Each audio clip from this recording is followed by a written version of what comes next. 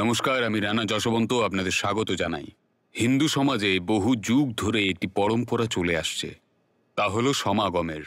সমাগম যেখানে সমাজের সামাজিক, ধার্মিক, আধ্যাত্মিক এই তিনটের জন্যে পাঠ্যক্রম বা সিলেবাস তৈরি করা হয়। আর এই পরম্পরাটাকে আমরা কুম্ভ বলি। কুম্ভর যে পৌরাণিক কাহিনী আছে সেখানে বলা হয় দেবতাগণ আর রাক্ষসদের মধ্যে যুদ্ধ হয়। যুদ্ধের কারণ সমুদ্র মন্থনের সময় শেষে যে অমৃত বেরিয়ে এসেছিল ওটাকে পাওয়ার জন্যে বিষ্ণু দেবতা ইন্দ্রর ছেলে জয়ন্তকে অমৃতটা দিয়ে বলে, নাও, নিয়ে পালিয়ে যাও। আর জয়ন্তের পিছু পিছু রাক্ষসেরাও দৌড়ায়। তারপর জয়ন্তকে ওরা ধরে, আর ওই যুদ্ধের সময়ে যে 4 ফোঁটা ওখান থেকে উপচে পড়ল, প্রয়াগরাজ, হরিদ্বার, নাসিক আর উজ্জয়িনী, এই 4টে জায়গাতে পড়ে।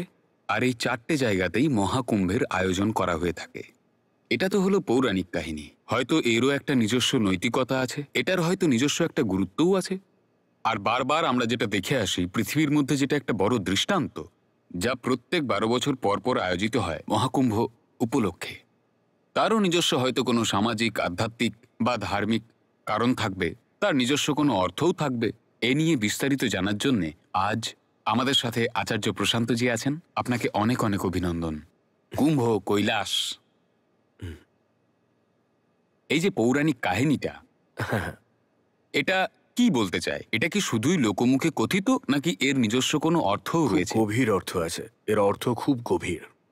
পৌরাণিক কথাগুলোকে যদি আমরা শুধু গল্প হিসাবেই ধরে নিই, তাহলে ধর্ম মনোরঞ্জন হিসাবেই থেকে যাবে।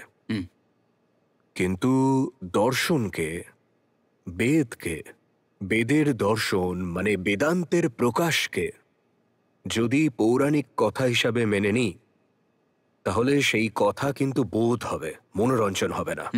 আর কথা কিন্তু দুটো জিনিসই হতে পারে। না বুঝলে ওটা ওই কাহিনী থেকে যাবে, মনোরঞ্জন থেকে যাবে।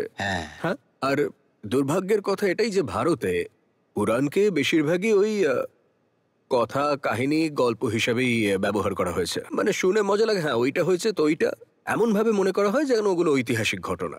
এই যে আপনি বললেন না যে নেতার্থ, তার গভীরে যে কথাগুলো লুকিয়ে রয়েছে, কি ইঙ্গিত দিচ্ছে, তার প্রকৃত অর্থ আসলে কি, ভারত ওই কোন রকমে সেটা থেকে নিজেকে বঞ্চিত করেই রেখেছে।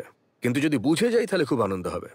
আর এখন তো এই কুম্ভের সুযোগ রয়েছে বোঝার জন্য, উপযুক্ত সময় রয়েছে।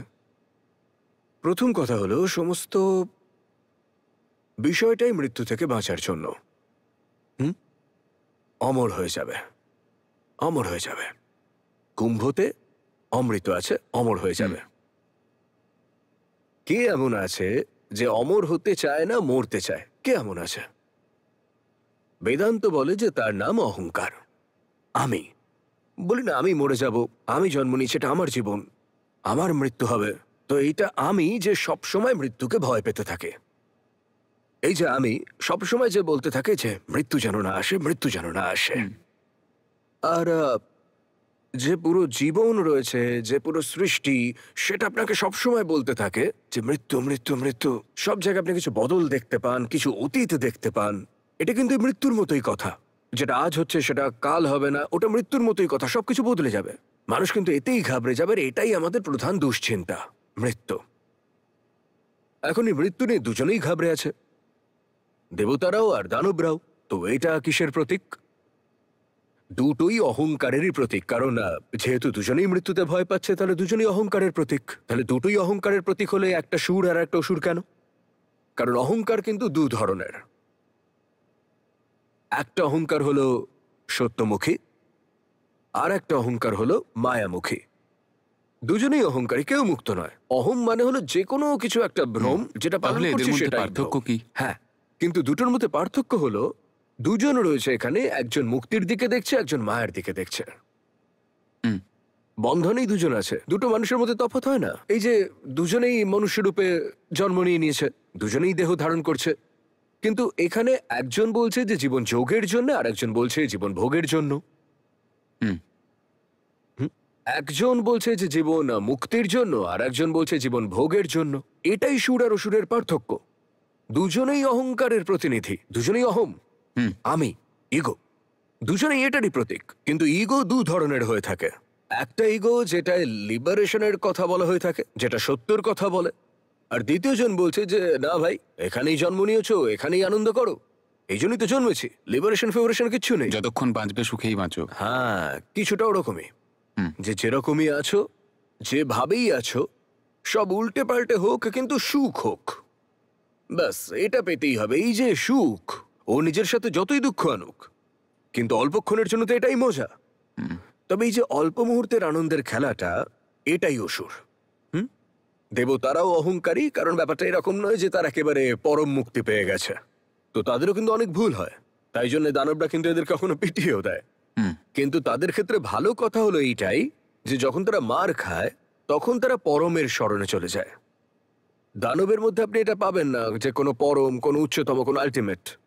দেখবেন না তারা ভগবানের নাম করছে, দেখবেন না তারা সত্য বলছে, তারা আত্মার কথা বলছে। দানবদের মধ্যে আপনি কখনো এই বিষয়গুলো দেখবেন না। তো দেবতারাও ভুল করে থাকেন, দেবতারাও নিজেদের কামনার জালে ফেঁসে যান, দেবতারাও মত্ত হয়ে পড়েন। কিন্তু যখনই তাদের কোনো খারাপ সময় চলে আসে, তখন তারা ভগবানের কাছে চলে যায়। তো এরা দুজনই অহংকারের প্রতীক, আর অহংকার মৃত্যুকে ভয় পেতে থাকে। তো মৃত্যু থেকে বাঁচবার জন্য এরা দুজনে কি করছে এখন? বলছে যে করতে হবে সমুদ্র মন্থন। তারা খবর পেয়ে গেছে যে সমুদ্র মন্থন করলে তারা মৃত্যুকে সম্পূর্ণ পার করে দিতে পারবে। আর মৃত্যু এত বড় একটা ভয়। বিপদ, হ্যাঁ, যে তার জন্য দেবতার দানবরাও নিজেদের মধ্যে সন্ধি করে ফেলেছে। আর এইভাবেই অহংকার এর প্রকৃতি বিষয়ে খুব বেশি করে অন্তর্দৃষ্টি পাওয়া যাচ্ছে, মানে ইনসাইট পাওয়া যাচ্ছে যে দেবতার দানবরা কোলাবোরেশন করছে, ওদেরও সন্ধি হয়ে গেছে। মৃত্যু এমনই একটা জিনিস যে ও শত্রুকেও বন্ধু বানিয়ে নিতে পারে কিছুক্ষণের জন্য, যদি ওদের শত্রুতা কিছুক্ষণ পরে আবার শুরু হয়ে যাবে। এটা আমি মানে এটা বোঝানোর জন্য বললাম আর কি। তাই দুজনে মিলে এখন এই টানাটানি করছে ওই পর্বতটাকে আর কি। তাহলে সবার আগে কি বের হলো? হলাহল। হলাহল। কোথা থেকে হলাহল বেরিয়েছিল? যদি এই দুজন অহংকারের প্রতীক হয়, তাহলে মন্থনটা কিসের জন্য? কিসের জন্য মন্থন হচ্ছে? এটা আত্মমন্থন হচ্ছে। কারণ বেদান্ত বলছে যে অমরত্ব তোমারই কেন্দ্রের একটা নাম। তুমি তোমার কেন্দ্র থেকে দূরে সরে গেছো, এই জন্য তুমি মৃত্যুর কাছাকাছি পৌঁছলে। তোমাকে নিজের ভেতরে যেতে হবে, আর যে নিজের ভেতরে চলে গেছে সে কিন্তু অমর হয়ে গেছে। কিন্তু নিজের ভেতর যাওয়ার জন্য নিজেরই মন্থন করতে হয়। আর এই যে সমুদ্র মন্থন, এটা কোন সমুদ্র? এটা ভাবো সাগর। ভাবো মানে হওয়া, এটা আমার অস্তিত্বের সাগর। তাই দুজনে মিলে নিজেরই মন্থন করছি। কেউ যেন এরকম না ভাবে যে সেখানে সত্যিই সমুদ্র ছিল, আর সেখানে সাপের দড়ি তৈরি করে আর পর্বত তার মাধ্যমে এইভাবে টেনে, ওইটা কিন্তু একদমই হয়নি। সাংকেতিক। হ্যাঁ, এটা সাংকেতিক। খুব মিষ্টি করে বলা হয়েছে এটা। যারা আমাদের এই কথাগুলো বলেছিলেন তারা বুঝতে পেরেছিলেন আমরা তার মানে বুঝতে পারবো। আর আমরা এখন এত মূর্খ হয়েছি যে তার অর্থ বুঝতে না পেরে আমরা সত্যিই ভাবতে লাগি যে ওখানে একটা এত বড় সাপ ছিল, যে যার ব্যবহার ওই দড়ি ছাড়া করা যেত না, এইসব আর কি। এটা আমাদের পাগলামি। তো যখন নিজের মন্থন করা হলো সত্যকে পাওয়ার উদ্দেশ্যে, সত্য তো তাহলে পাওয়াই গেল না, উল্টে আমরা শুধু প্রথমে বিষ পেলাম, হলাহল বিষ। এতে আমরা কি বুঝতে পারলাম? যে যখনই নিজের ভেতরে প্রবেশ করা হয়, নিজের ভেতর দেখতে চাও যে আমি কে, আমি কি করছি, এই সমস্ত আর কি। দানীরা প্রথমে এসেছিলেন। তাহলে সবচেয়ে প্রথমে বিরোধ পাবে নিজের কাছেই। যদি কেউ ধ্যানস্থ জীবন খুঁজে নিতে চায়, যদি কেউ আত্মলোকন করতে চায়, ও জানে যে ও নিজেকে দেখতে শুরু করলেই ওর খারাপ লাগবে। বিষ ওটারই প্রতীক। কারণ নিজেকে দেখলে প্রথমে আমরা বিষই দেখতে পাবো, আর এটাতেই আমরা ভরপুর। আমাদের যে জীবন রয়েছে সেটা ভেতর থেকে খুব টক্সিক, বিষাক্ত। হলাহল তারই প্রতীক। সেটা বেরিয়ে আসছে, আর সেটা বেরিয়ে আসার সময় তোমার কাছে দুটোই রাস্তা খোলা থাকবে। একটা হলো ঘাবড়ে পালিয়ে যাও, আর এই যে মন্থনের প্রক্রিয়া চলছে এটাকেই বাধা দাও। ভেবে নাও যে প্রথমেই যদি বিষ পাও, তাহলে অমরত্ব খুঁজতে গিয়ে তো পরে মৃত্যু পাবে। বন্ধ করে দাও এসব। কিন্তু এগুলো হয় না। কথাগুলো আমাদের বলে যে ওটাকে নিয়ে নাকি মহাদেবের কাছে যাওয়া হয়, আর মহাদেব বলে যে দাও। আর ধারণ করার পর ওরা নীলকণ্ঠ হয়ে গেল, আর বিষটা ওখানেই ধারণ করলেন। এটার মানেটা কি এই কথাটার? এটা কি সত্যি নাকি যে তিনি সত্যি সত্যি বিষ পান করেছিলেন? এর অর্থ খুব গভীর, একটা ভালো অর্থ রয়েছে এটার অর্থ হলো এই যে যখন তুমি কোনো উঁচু শুদ্ধতা, আধ্যাত্মিক প্রক্রিয়া শুরু করতে চান, আর ভেতর থেকে নিজেরই বিরোধ আসছে। তাই তোমার জীবনে এমন কাউকে থাকা দরকার যে তোমায় সাহায্য করবে, যে তোমার জীবনের বিষকে নিজের ওপরে নিতে চায়, যে বলবে যে প্রক্রিয়াটা বন্ধ করো না, আমি তোমার সঙ্গে আছি, দাও আমায় বিষটা দিয়ে দাও। এই বিষটা তোমায় শেষ করে দিত, কিন্তু আমার ক্ষতি করবে না, কারণ আমি মহাদেব। আমি এটাকে এখানে ধারণ করে নেব। আমার এই সামর্থ্যটা আছে যে বিষ পান করেও আমি মরব না। তোমার মধ্যে এই সামর্থ্য নেই, দাও আমায় দিয়ে দাও। তো এই যে প্রতীকটা, এটা হয়ে গেল গুরু, মহাগুরু, গুরুদের গুরু। মহাগুরু মহাদেব হয়ে গেল। যে উনি নিয়ে নিলেন আর বললেন, দাও আমি নিজের মধ্যে ধারণ করছি, তুমি তোমার কাজ চালিয়ে যাও। তো বিষ চলে গেল। সবচেয়ে ক্ষতিকারক যে বিষয়টা, সেটাই প্রথমে চলে এলো। সেটা চলে যাওয়ার পর থেকে শুধু ভালো ভালো জিনিসগুলো বেরোতে থাকলো। আর পুরাণে তো খুব বিস্তারিত ভাবেই লেখা ছিল যে কি কি বেরিয়ে এসেছিল। কিছু আমার মনে আছে, কিছু মনে নেই এখন। অনেক কিছু বেরিয়েছিল, যেমন ঐরাবত, হাতি বেরিয়েছিল ওখান থেকে, কল্পঋষি বেরিয়েছিল কামধেনু সেখান বেরিয়ে থেকে, আসে সেখান থেকে। কামধেনু বেরিয়েছিল সেখান পারিজাত। থেকে। এইসব ওই অনেক কিছু ঐরাবত। বেরিয়েছিল না, অনেক দেবীরা বেরিয়েছিলেন, রত্ন অনেক প্রকারের বেরিয়েছিল। তো ব্যাপারটা হলো যে একবার তুমি যদি নিজের ভেতরের বিষটাকে পার করতে পারো, তাহলেই তুমি আসল কিছুর সন্ধান পেতে পারো।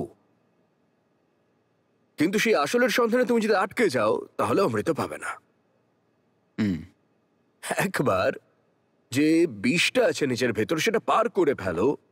তুমি এতটাই সাহস দেখিয়েছো যে তোমার ভেতরের বিষটা তুমি দেখতে পাচ্ছ নিজে, তবু তুমি তোমার আসল সত্তা খোঁজার প্রক্রিয়া থামাওনি। আর তখনই তুমি তোমার ভেতরের ভালো কিছু খুঁজে পেতে পারবে। আর সেটা তো আছেই। ভালোর মাহাত্ম্যই যদি না থাকে, তাহলে তুমি বিষটাকে পার করবে কি করে?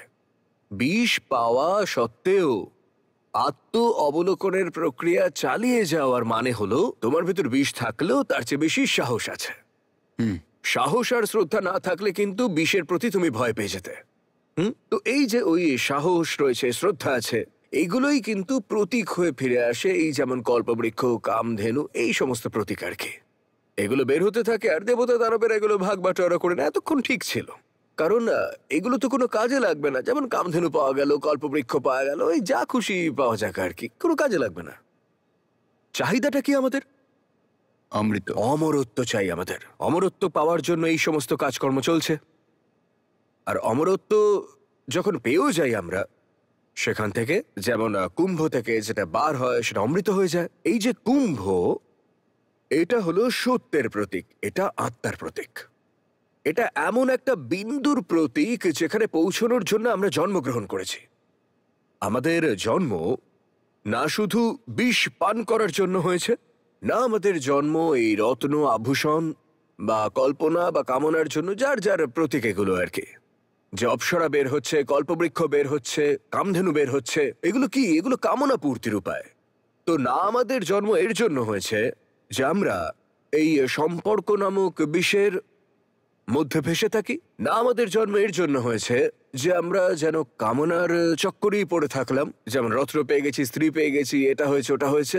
আমাদের জন্ম অমৃতের কাছে পৌঁছানোর জন্য। তো মন্থনের প্রক্রিয়া ততক্ষণই চলা উচিত যতক্ষণ পর্যন্ত সব কাট করে নিজের কেন্দ্র পর্যন্ত পৌঁছাচ্ছ।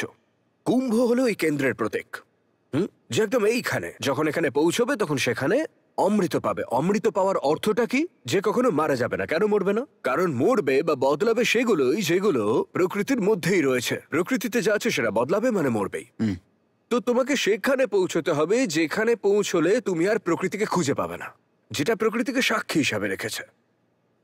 প্রকৃতি বদলাতে পারে, যে প্রকৃতিকে দেখছে সে কি করে বদলাবে? আর যদি কেউ বদলায়, যে দেখছে, তো যখন তুমি দেখছো এও বদলাচ্ছে, তাহলে ওর সাক্ষী হয়ে যাও। সাক্ষী হওয়ার মানে হলো প্রকৃতি থেকে দূরে চলে যাওয়া। এই যে সাক্ষী হওয়াটা, এটাকেই তুমি বলতে পারো অমরত্ব বা কুম্ভ। আর এটাই উপনিষদে বলা হয় যখন তারা বলে যে মৃত্যুর্মা অমৃতং গামায়া, তারাও এই কুম্ভরই কথা বলে। বা যখন ওরা বলে তমসমা জ্যোতির্গমা। ওরা এই প্রকাশের কথাই বলে ওইখানে পৌঁছানোর জন্য। আর উপনিষদের একে খুব শাস্ত্রীয় ভাবে বলে দেয়। উপনিষদ বিদ্বানদের জন্য, পুরাণ সাধারণ মানুষের জন্য। সাধারণদের জন্য তারা শুরু তো করুক, তারা শুরু করলে তারা উপনিষদ পর্যন্ত চলে আসতে পারবে। ব্যাপারটা হলো যে লেখা হয়েছিল পুরাণ থেকে শুরু করার জন্য, কিন্তু সাধারণ মানুষ পুরাণেই আটকে থাকলেও উপনিষদ পর্যন্ত তারা এলো না। আর ভুলটা তো এখানেই হয়ে গেল। তারা পুরাণের মতো করে উপনিষদের অর্থ করতে শুরু করে। তারা এটা করে না যে উপনিষদের মতো করে পুরাণের ব্যাখ্যা, তারা পুরাণের মতো করে উপনিষদের ব্যাখ্যা করে। ওরা এটা বলে না যে ভগবত গীতা অনুসারে ভগবত পুরাণের ব্যাখ্যা করব, তারা বলে ভগবত পুরাণের মতো করে ভগবত গীতার ব্যাখ্যা করব। হ্যাঁ। ভীষণ ভুল হয়ে যায়। এই ভুলটাই ভারতে হয়ে থাকে, আর এটাই দুর্দশা হওয়ার আমি যতটুকু মনে করি এটাই মূল কারণ। তো এবার ভেতর থেকে বেরিয়ে এলো, আর যখন বেরিয়ে এলো তো যেমন আপনি বলছিলেন যে জয়ন্ত ওটা নিয়ে পালালো, ও দেবতাদের পক্ষ থেকে ছিল, কিন্তু ধরা পড়ে গেল। আর ধরা পড়ে যাওয়ার পর লড়াইও শুরু হয়ে গেল দেবতাদের মধ্যে আর দানবদের মধ্যে। লড়াই শুরু হয়ে যাওয়ার পর এবার ভগবান আছে। ভগবান কিসের প্রতীক? উচ্চতম সত্যের প্রতীক। উচ্চতম সত্য যেটার কখনো বদল হয় না। এরা সব আসবে যাবে, কিন্তু সেটার কখনো বদল হবে না। বেদান্ত ওকে বলে আত্মা, যেটা কখনো বদল হয় না সেটাই আত্মা। আত্মা মানে ওটা নয় ভূত প্রেত জীবাত্মা। আত্মা মানে যে জিনিসটা এক, আপনার আমার আত্মা আলাদা নয়, যে এক এবং অদ্বৈতম উচ্চতম কথা, সেটাই হলো আত্মা। তো ভগবান তার প্রতীক হয়ে গেল। ঠিক আছে, এবার ভগবান বলছে যে এই লড়াইটা হচ্ছে, আর এবারও আবার দেবতারা হেরে যাবে না তো? দেবতারা সবসময় হারতো। তো তারপর ভগবান বলছে যে এরাই যে দানব লোক, এদের তো অমৃতর থেকে বেশি লোভ হলো ভোগের প্রতি। এরা আনন্দ ফুর্তি করবে, এদের সুখ দরকার। দেবতারা বরঞ্চ ভালো হয় যাদের সত্যটা দরকার হয়। তো বলছে যে দানবদের যদি শুধু সুখ আর মায়াই চাই, তাহলে আমি মায়াগুলো দিয়েই দিচ্ছি। তো এই মায়াবী হয়ে সেই মোহিনী, মোহ মানে ভ্রম, তখন তিনি মোহিনী হয়ে চলে যান আর লেগে যায় ওই অসুরদের নিজের ফাঁসিয়ে নেয়। নিজের জালে ফাঁসাতে। যেই ওরা ফেসে যায়, আর এদিকে রাখা রয়েছে ওই যে ওই কুম্ভ, আর দেবতারা চটপট ওটা পান করে নিয়ে অমর হওয়ার প্রচেষ্টা শুরু করে দেন।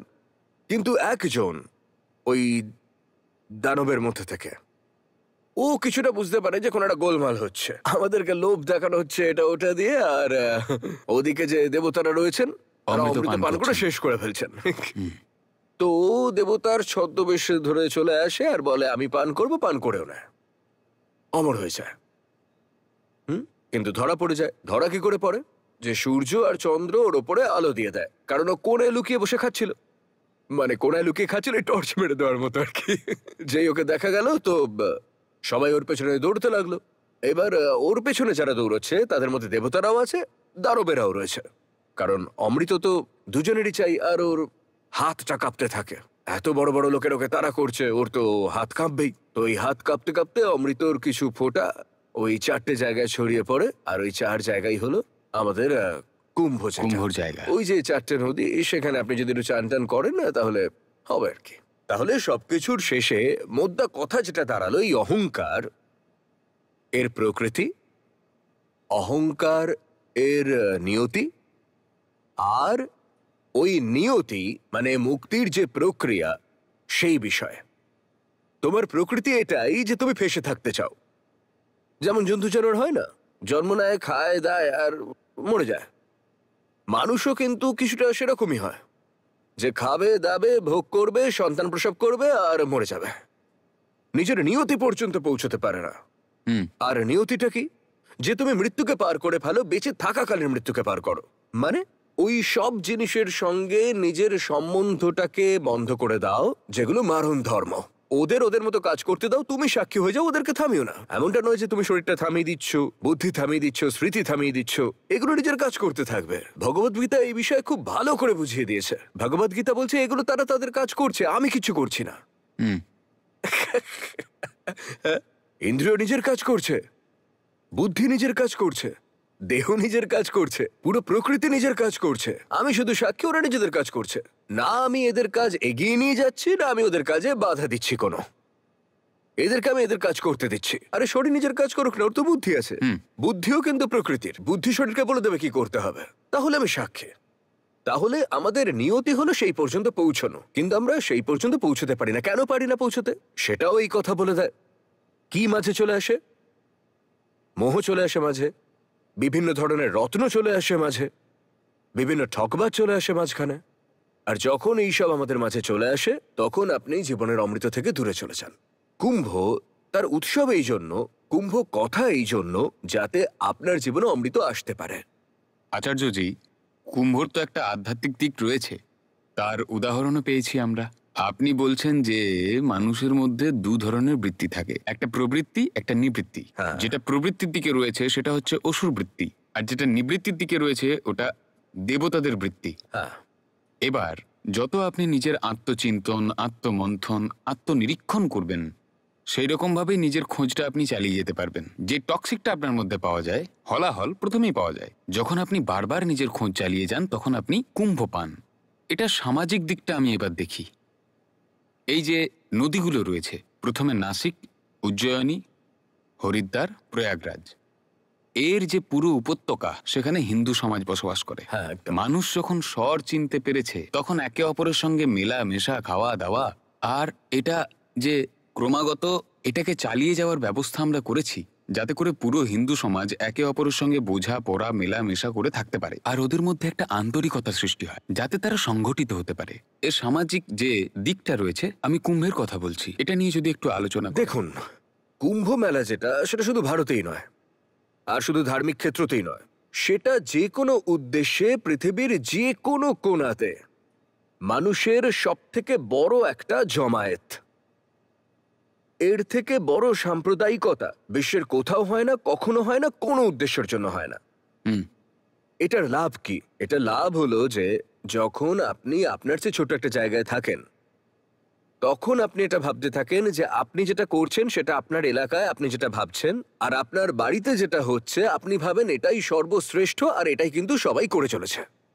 হুম। আর যখন এই পরম্পরা তৈরি করা হয়েছিল তখন ইন্টারনেট তো ছিল না, যোগাযোগের উন্নতি ছিল না, কমিউনিকেশনের ব্যবস্থা তেমন ছিল না, টিভি ছিল না, ফোন ছিল না, আপনার পক্ষে জানা সম্ভবই ছিল না যে অন্য কোথায় কি চলছে। কিন্তু যখন এই গ্যাদারিংটা হতো, তো এদিক থেকেও লোক আসছে, ওদিক থেকেও লোক আসছে, দেশের বিভিন্ন জায়গা থেকে আসছে, সেটাতে কি হবে? সেখানে সংস্কৃতি আর ভাবের আদান প্রদান ঘটতে থাকবে, আর তাতে কি হবে? নিজের উদারতা বাড়বে। আমরা দেখতে পাবো যে আমরা যেভাবে বেঁচে আছি সেটাই আবশ্যিক নয় যে সেভাবেই একমাত্র জীবনযাপন করে থাকতে হবে। ইনি অন্য একজন ব্যক্তি, ইনি অন্যভাবে জীবনযাপন করেন, কিন্তু উনি যেভাবে বাঁচেন তাতেও মজা আছে, আমার ভালো লাগছে তাকে দেখে। আচ্ছা, আমি কেন তার থেকে কিছু গ্রহণ করব না? আর যদি আমি গ্রহণ নাও করি, তো কমপক্ষে আমার অহংকার সেটা তো কিছুটা শিথিল হয়ে পড়ে, যে আমি যেন আমার কথাগুলোই শেষ না মানি। হুম। আর না হলে যে নিজের গ্রামে বসে আছে না, ও বলে আমার গ্রামে যা হচ্ছে তার থেকে ভালো কিছু হতেই পারে না। আর সেই সময়কালে তো যে কমিউনিকেশন ছিল না, যেটা বললাম, একটা কথা চলতো যে প্রতি 1.5 ক্রোশে আহার, বিহার, সংস্কৃতি, ভাষা সবকিছু বদলাতে থাকে। হুম। হুম। তো ভাবুন যে কত রকমের ভিন্ন মানুষ সেখানে এসে দেখা করেন, আর এক জায়গা থেকে কিন্তু মিলটা হচ্ছে না, প্রতি 4 বছরে আলাদা আলাদা জায়গায় মিল হচ্ছে। হুম। হুম। আর সেটাও দক্ষিণে আপনি যতটা যেতে পারতেন অতটাই যাচ্ছেন, বিন্ধু পার করে যাচ্ছেন যাচ্ছি, আপনি, হ্যাঁ। অতটাই যাচ্ছেন আপনি।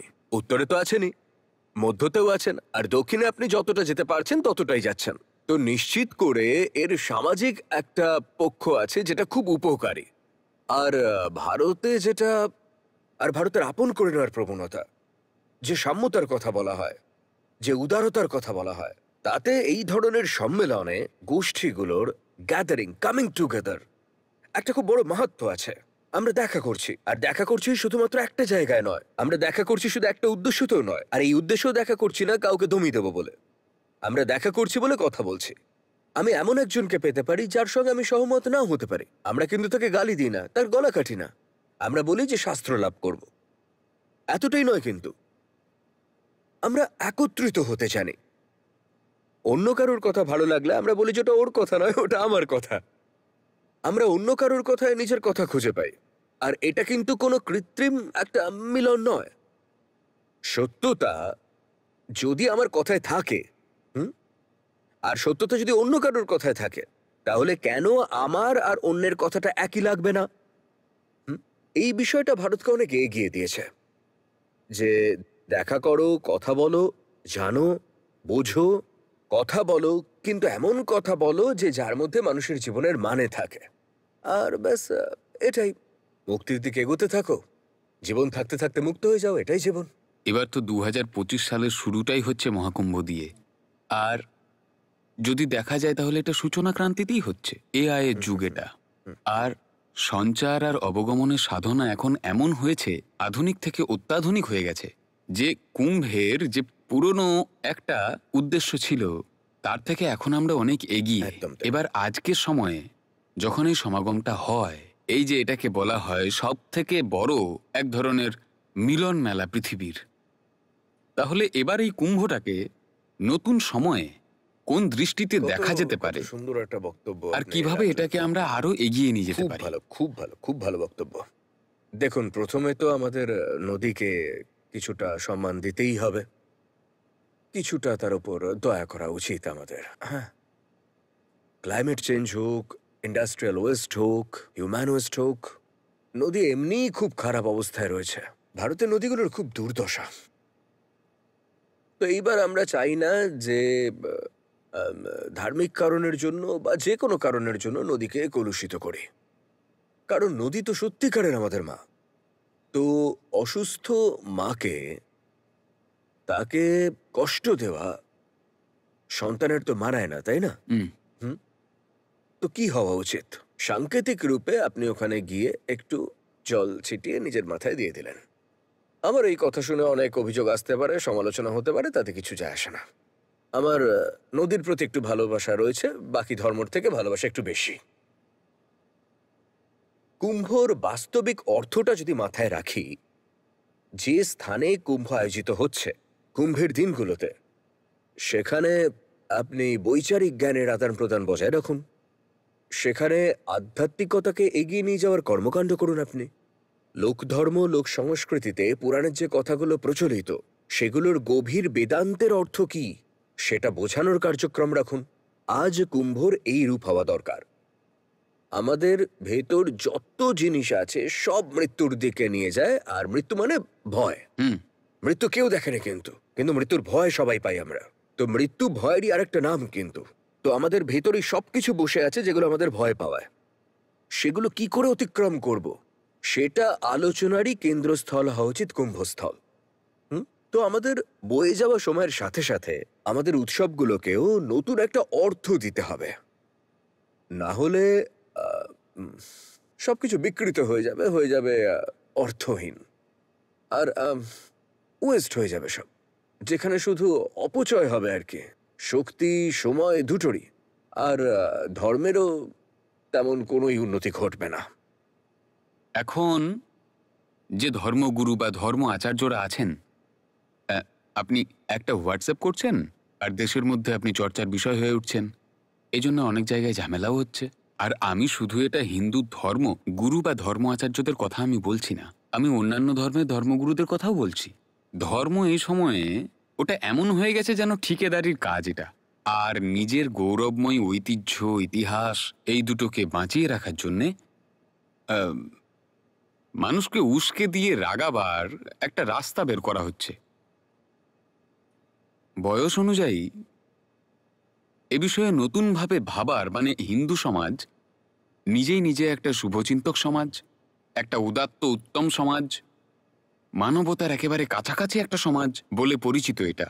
ওটাকে নিয়ে এরকমভাবে চর্চা হতে পারে বা এটা এরকমভাবে একটা সন্দেহের বিষয় হতে পারে যে এইরকম যে সমাজ যেটা হিন্দু দর্শন মেনে এসেছে সেই রকমভাবে কি হতে পারে? দেখুন, এই ধরনের চর্চার একটা সৌন্দর্যতা আছে। ব্যবস্থা তো আপনি করতেই পারেন, কিন্তু সৌন্দর্যতার সাথে সাথে এর একটা বড় কথা হলো এ বিনা ব্যবস্থা তো নিজের কাজ করে থাকে। এটা একটা চর্চা যেটা আমি আর আপনি একটা স্তর পর্যন্ত করব। এই চর্চাটাই যদি নিজের মধ্যে নিজে অর্থ আর সৌন্দর্য রাখে, তো চারজন তাহলে আরো হবে যারা নিজেদের মধ্যে কথা বলার উৎসাহ পাবে। সৌন্দর্য কিন্তু সংক্রামক খুব, সেই অর্থে। হুম। হুম, যদি এখানে কিছু ভালো হয় তাহলে ওরা বলবে না না এটা ভালো, আমরাও করব, আর এটা হয়। তাহলে ব্যাপারটা হলো এই যে আপনাকে নিজের ভেতরের জীবনটাকেও এগিয়ে নিয়ে যায় আর জগৎটাকেও এগিয়ে নিয়ে যায়। আপনার মধ্যে যে ব্যক্তি বন্দী আছে আর যে বলছে যে আমারই সব সর্বশ্রেষ্ঠ, যেটা আপনার পরম্পরা সেটাই সর্বশ্রেষ্ঠ, যেটা আমার বিচার, যেটা আমার চিন্তা ভাবনা, আমার মত, আমার ওপিনিয়ন যাকে বলি, ওই সব কিছু আমারই শ্রেষ্ঠ, তার চেয়ে বোকা কিন্তু আর কেউ হয় না। হুম। কথা বললেই তো কথা এগোবে, তাই না? কথা বললে তবেই কিন্তু কথাটা এগোয়। তো ধর্মকেও আগে এগিয়ে নেওয়ার জন্য এই যে বার্তাগুলো রয়েছে, এই যে চর্চাগুলো রয়েছে, গোষ্ঠী রয়েছে উচ্চতম শাস্ত্রে, এটার খুব বড় মাহাত্ম্য আছে। এটা ছাড়া তো প্রত্যেকটা মানুষ তার নিজের বিচারে একদম পরমাত্মা। অহং ব্রহ্মাস্মে, আমি সর্বোত্তম, আমি যেটা ভেবেছি সেটাই ঠিক একেবারে, আমার পরম্পরা ঠিক আছে, আমার বিচার ঠিক আছে, আমার জীবনের উদ্দেশ্য ঠিক আছে, আমার সমস্ত কামনা শুদ্ধ এবং শুভ। সবারই এরকমটাই মনে হবে যতক্ষণ না অন্য কারোর সঙ্গে কি কথা বলছো, আলাপ করছো তার সঙ্গে। আমাদের যে গুরুরা ছিলেন, তারা কত যাত্রা করতেন। আপনি আপনি শঙ্করাচার্যের কথাই ধরুন না, আপনি গুরু নানকের কথা ধরুন, আপনি গৌতম বুদ্ধর কথা ধরুন, এরা ভগবান মহাবীরের কথা ধরুন, যাত্রার পর যাত্রা করে গেছেন তারা। এই যাত্রার উদ্দেশ্যটা কি? আমি নিজের মধ্যে ফেঁসে থাকবো না। আর নিজের জালেই যে নিজে ফেঁসে আছে তার কিন্তু দুর্দশার অন্ত নেই। এবার আমার যেটা শেষ প্রশ্ন, কারণ আপনি একবার আমার সঙ্গে কথাবার্তায় বলেছিলেন যে সমাজ, যে ব্যক্তি নিজের অস্তিত্বের জন্য যুদ্ধ করতে পারে না, ওর থেকে বড় অধর্মী আর কেউ নেই। আর আপনি সেখানে আমাকে ইসরায়েলের ইহুদিদের উদাহরণ দিয়েছিলেন।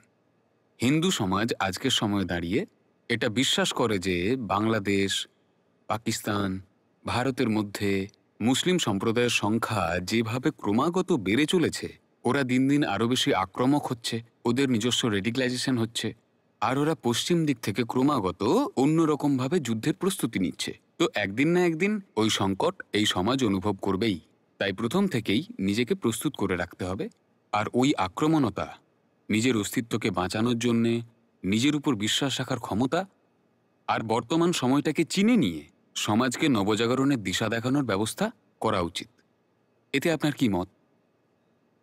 না, সমস্যা যতটা গভীর হয় ততই কিন্তু সমাধানের জন্য দ্রুত পদক্ষেপ নেওয়া হয় না। এটা ঠিক সেরকমই যে একজন রুগী ডক্টরের কাছে গিয়ে বলল যে আমার একটা গভীর সমস্যা রয়েছে, আর এর জন্য আপনি আমার সার্জারি করে দিন, একেবারে ছুরি-কাছি চালিয়ে দিন। কিন্তু সেটা তো ডাক্তার বলবে না যে আপনার শরীরের অবস্থাটা এই মুহূর্তে কি। আর সেটা সে কি করে বলবে? সে বলবে যে এই যাও, এটা গিয়ে অ্যানালিসিস করে এসো আর রিপোর্টটা এনে আমায় দেখাও। ও প্রথমে সম্ভাবনাগুলো দেখে আর তারপর অপারেশনের কথা বলবে যদি দরকার হয়। আর সম্ভাবনা কি বলে? সম্ভাবনা এটাই বলবে যে এখনই ভারতে, আমি পাকিস্তান বা বাংলাদেশের কথা বলছি না, আমি এখন শুধু ভারতের কথাই বলছি, এখনো পর্যন্ত মুসলিমদের যে শতাংশ রয়েছে বা অনুপাত রয়েছে সেটা কি বাড়ছে? সম্ভাবনা কি সেটা বলছে? হ্যাঁ, এই ধরুন 2011-তে লাস্ট জনগণনা হয়েছিল, 2021-এ হবার কথা ছিল, না হলে সেটা 2022-এ হতো। এই জনগণনা যদি হয়ে যায় তাহলে কিন্তু অনেক ধরনের কথা থেকে আমরা মুক্তি পেয়ে যাব। এর মধ্যে থেকে একটা কথা হলো এই যে হিন্দু সম্প্রদায় ক্রমশ কমে আসছে। কারণ যে গ্রাফ আছে, যে ট্রেন্ড আছে, সেটা এদিকে ইঙ্গিত করছে যে মুসলিমদের যে গ্রোথ রেট অফ পপুলেশন আর হিন্দুদের যে গ্রোথ রেট অফ পপুলেশন, এই দুটো কনভার্জ করছে। আর আর নতুন যে জনগণনা হবে সেখানে আপনি পাবেন যে 2011-এ যে পার্থক্য ছিল সেটা অনেক কমে আসছে গ্রোথ রেটের। তো যদি এত পার্সেন্টেজে হিন্দু বাড়ছে, ধরে নিন 2.2%, মানে আমি এমনি বলছি, তো মুসলমানের পাবেন 2.4। তাহলে পার্থক্য কত? 0.2%। 2011-এ কত পার্থক্য ছিল? 0.4%। 2001-এ কত ছিল? 0.7%। তো এই যে পপুলেশন গ্রোথ রেট আছে, তারা একে অপরের সাথে কনভার্জ করে যাচ্ছে। তাহলে সমস্যা যদি থেকে থাকে তাহলে সেটা ওই 50 শতকের, 60 শতকের, 70 দশকে। তখন এই সমস্যা আমি মানতে পারি যে সেই সময় সমস্যা ছিল। কারণ এই কথাটা বলাই যায় যে একটা লোকতান্ত্রিক দেশে ক্ষমতা কার হাতে থাকবে সেটা বিচার করা হতো যার সম্প্রদায় বেশি থাকবে। বিশেষ করে এমন যদি কিছু লোক থাকে যারা শুধুমাত্র নিজের সম্প্রদায় বলেই ভোট দিয়ে থাকেন, যারা বলেন যে আমরা জনগণের কথা ভেবে ভোট দিচ্ছি না, আমরা তো ভিড়ের মধ্যেই থাকবো, হ্যাঁ, অমুক ধর্মাবলম্বীদের হয়ে ভোটটা দিচ্ছে শুধু, তখন এটা বিচার করা খুব দরকার হয়ে যায় যে কোন ধর্মে কত সংখ্যা। আমি মানছি সেই বিষয়টা, হ্যাঁ, যে এই বিষয়টা কোনো একটা কাল্পনিক সমস্যা সেটা নয়, কিন্তু যে তাদের সংখ্যা কত আমাদের সংখ্যা কত, যারা এই সংখ্যা নিয়ে ভাবতেন, চিন্তা করতেন, আমি তাদের কথা বুঝতে পারি।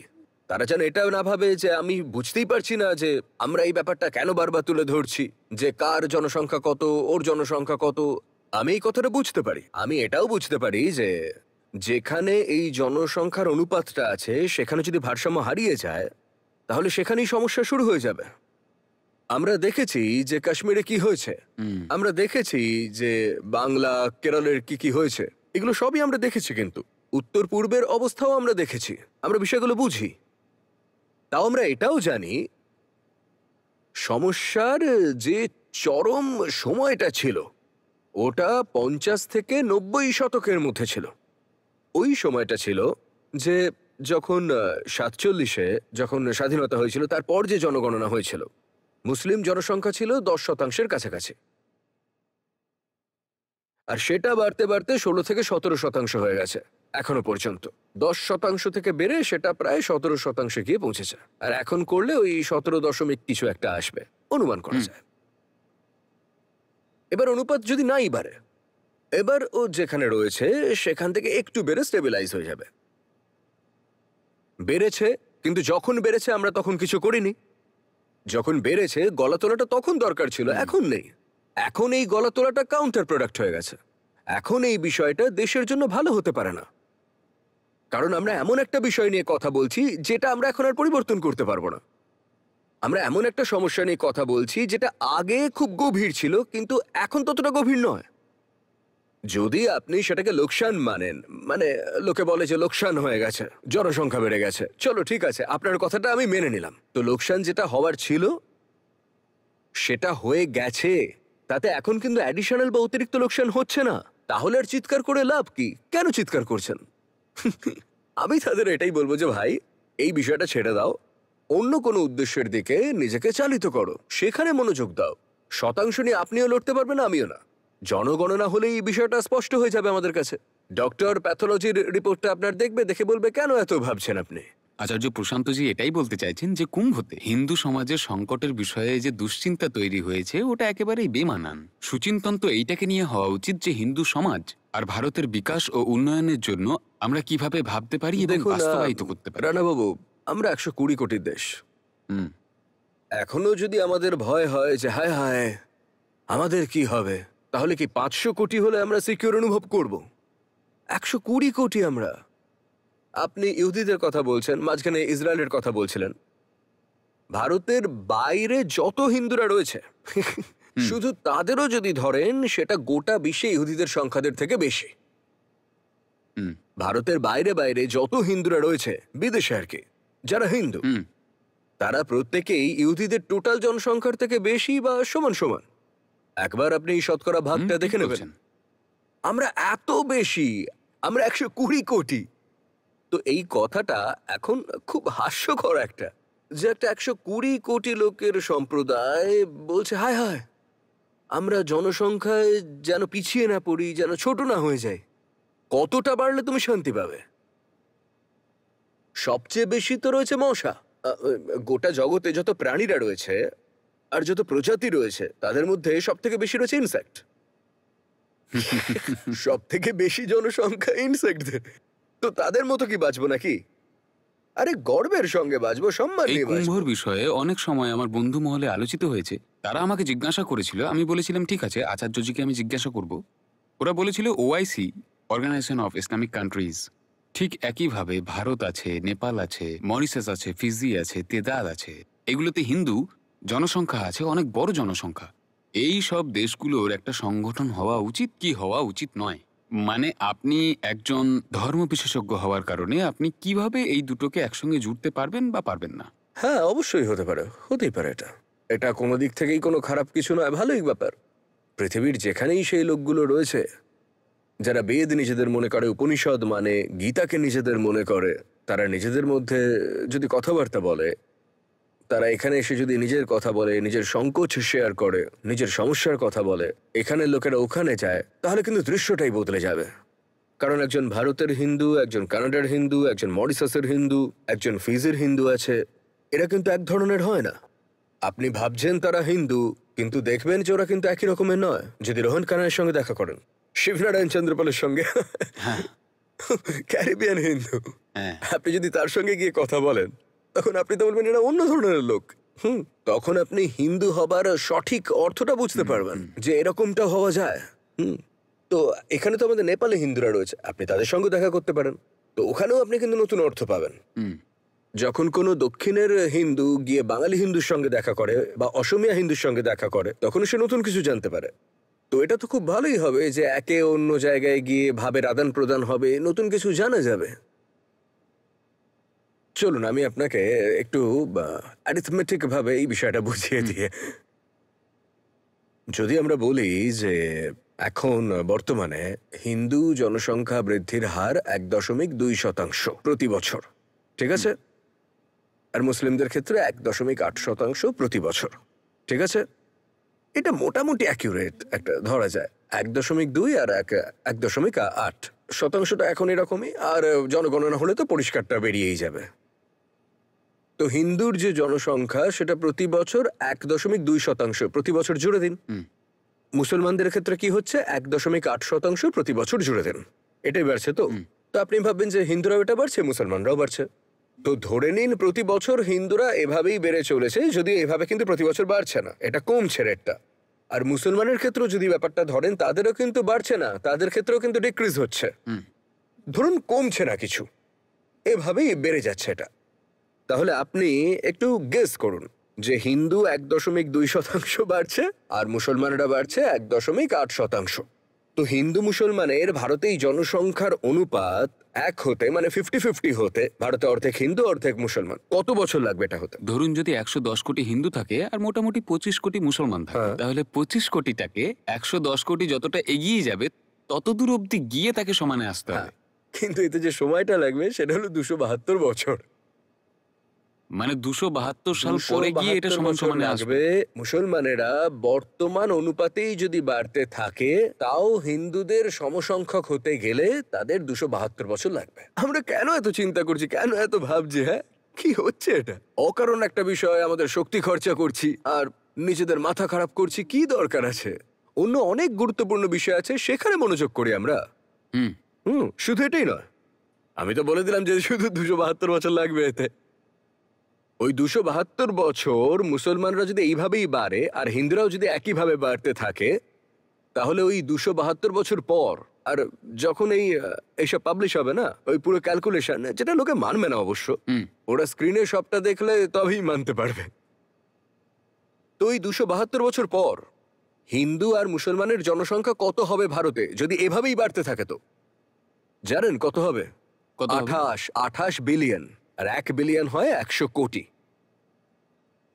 মুসলমান 2800 কোটি। যদি হিন্দুদের সমান হয়ে যায় ভারতে, তো হিন্দু আর মুসলমান দুজনেই 28 বিলিয়ন করে যাবে।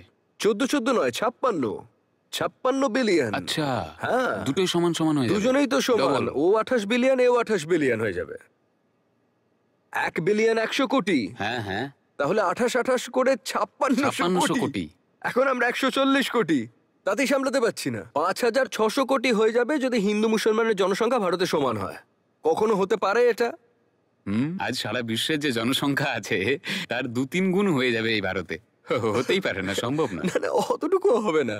গোটা বিশ্বে যে টোটাল জনসংখ্যা সেটাই 800 800 কোটি কোটি আছে। আর আচ্ছা, 5600 কোটি। 800 কোটি ঠিক বলছেন সারা আপনি। বিশ্বের জনসংখ্যা, তার 7 গুণ হতে হবে আমাদের। হ্যাঁ। তবে গিয়ে মুসলমানরা হিন্দুদের সমান হবে ভারতে। তাহলে কেন এত ভাবছি আমরা? হ্যাঁ, চিন্তা করতে পারি, কিন্তু চিন্তা করার তো অন্য অনেক কারণ আছে। যেগুলো সঠিক বিষয়, যে নিয়ে কথা বলা উচিত, সেগুলো নিয়ে আমরা কোনো কথা বলছি না। আমরা একটা অদরকারি বিষয়ে শক্তি অপচয় করছি। কেন? কারণ আমরা বেসিক অ্যারিথমেটিকটাই করছি না। এর কারণ কি? কারণ কোনো সেন্সেক্সের লেটেস্ট আপডেটটা এই মুহূর্তে নেই আমাদের কাছে। তো ঠিক আছে, লেটেস্ট ডেটা নেই মানছি, তাহলে তুমি 2011 ডেটাটাকেই ওই একই পার্সেন্টেজে ক্যালকুলেট করে নাও না। আমরা সেটাও করছি না, শুধু হাওয়ায় হাওয়ায় কথা বলে যাচ্ছি আমরা। আর এমন একটা বিষয় করছি যেন এটাই ভারতের সবচেয়ে বড় চিন্তার কারণ। এখন ভারতের সামনে নিঃসন্দেহে অনেক বড় চিন্তার কারণ আছে। হ্যাঁ, একজন ভালো নাগরিক হওয়ার সুবাদে, ভারতের প্রতি প্রেম আর রাষ্ট্রবাদী হওয়ার সুবাদে আমাদের বাস্তবিক সমস্যার উপর ধ্যান দেওয়া উচিত। কিভাবে? ক্লাইমেট চেঞ্জ, বেকারত্ব, শিক্ষার অধঃপতন, এই সব আমাদের আসল সমস্যা। 80 কোটি লোককে ফ্রিতে রেশন দেওয়া হচ্ছে, তার মানেটা কি? যুবক সম্প্রদায় খুব সস্তার ডেটা ব্যবহার করে মনোরঞ্জনে ডুবে রয়েছে, এমনকি নেশাতেও রয়েছে পুরো তারা। এটাই হলো আমাদের আসল সমস্যা। জলবায়ু আমাদের এত খারাপ যে দিল্লিতে যারা বাস করছে তাদের জীবন থেকে 7 বছর সরাসরি কমে যাচ্ছে। এটাই হলো সমস্যা। আমাদের নদীতে খাওয়ার জল বিষাক্ত হয়ে যাচ্ছে। আমাদের যে ক্রপ প্যাটার্ন সেটা এত খারাপ হয়ে যাচ্ছে যে ভারত থেকে জনসংখ্যা মাস মাইগ্রেশন করতে হবে, এমন জায়গা পাঠাতে হবে যাতে অ্যাটলিস্ট খাবার পায় তারা। আমরা সেই বিষয় নিয়ে কথাই বলছি না। জলবায়ুগত সমস্যা যেটা আসতে চলেছে সেটার যে যে দেশগুলোর ওপর প্রভাব পড়তে পারে তার মধ্যে ভারত 1 নম্বরে, কিন্তু ভারতে সেই বিষয়ে কোনো আলোচনা হচ্ছে না। শিক্ষার নামে আমাদের দেশে ছেলে খেলা হচ্ছে। এই যে HDI, হিউম্যান ডেভেলপমেন্ট ইন্ডেক্স, সেখানে আমাদের জায়গা নিচ থেকে শুরু হয়। আমরা সেটার কথা বলছি না। আজ পর্যন্ত, এখনো পর্যন্ত এত ভ্রূণ হত্যা হচ্ছে। আমাদের যে সেক্স রেশিও অফ বার্থ সেটা শোধরানোর নামই নিচ্ছে না, এটা নিয়েও কথা বলছি না। আমরা কি কি বিষয়ে কথা বলছি? এমন জিনিস নিয়ে যেটা হতেই পারে না কখনো। 272 বছর 56 বিলিয়ন। আর তাও যখন আমরা 120 কোটিতে রয়েছি। আমরা 120 কোটি বাঘ হব, ভেড়ার মতো হয়ে কেন থাকবো আমরা? বেদ আমাদের বলে আমরা অমৃতর পুত্র, অমৃতস্য পুত্রম।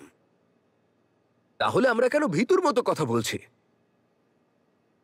আমাদের তো এরকম হওয়া উচিত যে একজন এমন চিন্তাধারার সমান হবে যে একাই 10 জনের সমান হবে সে। অথচ আমরা কি হচ্ছি, শুধু ভয় পাচ্ছি। ওরে বাবা, আমি শুধু ভয় পাচ্ছি, ভয় পাচ্ছি। কেন তো ভয় পাবো আমি? যদি বাস্তবে তোমার হৃদয়ে ধর্ম থাকে, তাহলে জীবন তোমাকে কিভাবে হারিয়ে দেবে? তাই আমাদের বাস্তবিক আধ্যাত্মিকতা লাগবে। আর এটাও একটা বড় সমস্যা যে ভারতে ধর্ম তো প্রচুর, কিন্তু সব নকল ধর্ম। আমাদের বাস্তবিক আধ্যাত্মবাদ লাগবে। কত সমস্যা রয়েছে যেখানে আমরা মনোযোগ দিতে পারি। আপনি জানেন ভারতে এমন লোক আছে যাদের আমরা বলতে পারি যে সে সমস্ত তত্ত্ব পান সুস্থ থাকার জন্য যা যা লাগে। বলুন তো এটা কত পার্সেন্টেজ? কাল নীরজ চোপড়া এখানে এসেছিলেন, আমার সাথে কথা হচ্ছিল। তো কথায় কথায় আমি এই কথাটা বললাম। আমি বললাম যে তুমি তো গোল্ড নিয়ে এসেছো, কিন্তু ভারতে আর গোল্ড কি করে আসবে যখন ভারতে ওয়েল ফিড লোকেদেরই সংখ্যা এতটুকু রয়েছে? বলুন তো কত? 1% কাছাকাছি হবে। না, অতটাও কম নয়, 16%। 16%। 16%। শুধুমাত্র 16% লোক যারা শরীর ঠিক রাখতে যা যা পুষ্টি দরকার সেটা পায়। বলুন তো চীনে এরকম কত লোক আছে? ওইখানে তো অনেকটাই বেশি হবে। 80%। 80%। আমাদের 75% জনসংখ্যা এরকম যারা কোনো না কোনো ভাবে এমন কিছু খাবার খেয়ে জীবন কাটান যেটা তাদের একটা বড় অসুখে ফেলবে। চীনে এই সংখ্যাটা কত? 2%। এটাই বাস্তবিক সমস্যা। আমরা ভুলভাল জিনিস খাচ্ছি, আমরা বিষাক্ত হওয়ায় শ্বাস নিচ্ছি, জলের মধ্যে হেভি মেটালস থাকছে। আমরা এটা নিয়ে কথা বলছি না। আমাদের লোকেদের রোজগার নেই, আমাদের রাস্তা ভাঙা, এইসব নিয়ে কথা বলি না আমরা। আমাদের শিক্ষা ব্যবস্থা তলানিতে গিয়ে ঠেকেছে, আমাদের ইউনিভার্সিটিজ টপ র্যাঙ্কিং আসছে না। আমরা এটা নিয়ে কথা বলছি না। আমাদের এখনো প্রাইমারি সেকেন্ডারি ফেজে ছেলেমেয়েরা পড়াশোনা ছেড়ে দিচ্ছে, আমরা সেটা নিয়ে কথা বলছি না। আমরা যেটা নিয়ে কথা বলার সেটা নিয়ে কোনো কথাই বলছি না।